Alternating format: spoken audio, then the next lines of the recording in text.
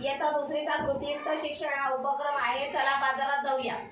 या अंतर्गत आम्ही इथे विविध खाऊ, विविध वस्तूंचा आणि त्यांचे मांडून आणि त्याची किंमत लिहिलेली आहे आणि त्या किमतीनुसार विद्यार्थ्यांकडून प्रत्यक्ष कृती करून आणि रुपये आणि पैशाचा व्यवहार कसा करायचा ते त्याचा आम्ही उपक्रम घेत आहोत, त्याची एक कृती घेत आहोत. तर इथे विद्यार्थी बसलेला आहे, त्याला आम्ही सांगणार आहे की तू याच्यामध्ये जे काही तुला पाहिजे, ज्या वस्तू आहेत त्या वस्तूच्या बाजूला काय लिहिलेले आहेत, किमती लिहिलेल्या आहेत. त्या वस्तूची किंमत किती आहे ती लिहिलेली आहे, ती बघायची आणि तुला जेवढी वस्तू पाहिजे ती तू घ्यायची आणि मग घेतल्यानंतर तू काय करायचंय, मला त्याचे तुझे पैसे किती झाले ते सांगायचे आणि मला तू पैसे यातून द्यायचे. कळलं का तुला?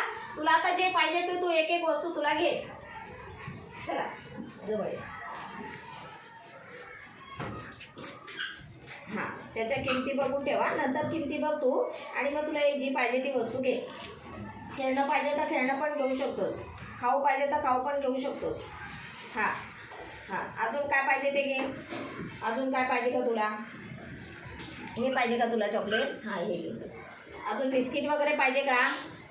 घे ना, बिस्किट पण खा ना. हे देऊ का? हां, याची किंमत 5 रुपये. हां, आता तुला एवढ्याच वस्तू पाहिजेत का? सारखा बस बेटा. हां हां, आता या केळ्याची किंमत किती रुपये आहे? 3 रुपये. हां, याची किंमत किती आहे? किती? 5. किती झाले? याचे किती झाले? हे 5 आणि हे 5, 10 झाले. हे 3, 13 झाले. याची किंमत किती आहे? 10. किती झाले? 23 रुपये झाले. आता याची किंमत किती आहे? याची किती रुपये झाले आता सांग मला? 23 आणि 5 रुपये. हां, आता हे किती झाले सांग? हे 5 रुपये. 33 रुपये झाले.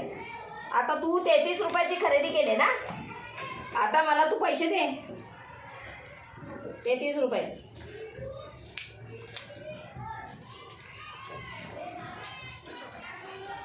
हां, मोजून दाखव. मला देतो हातात माझ्याकडे. मला माझ्या हातात एक एक नोट दे ना, मोजून दे ना. मला तू चुकला तर हां कमी पैसे देशील नाही तर. हां हां